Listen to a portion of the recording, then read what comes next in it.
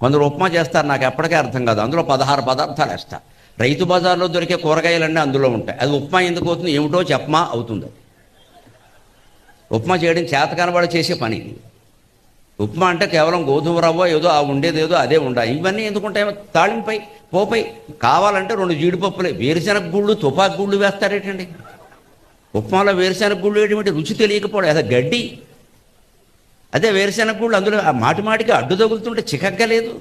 అసలు ఉప్మా తక్కువ, ఈ గుళ్ళు ఎక్కువ. 2 తుపాకు గుళ్ళు కూడా పాడేయండి.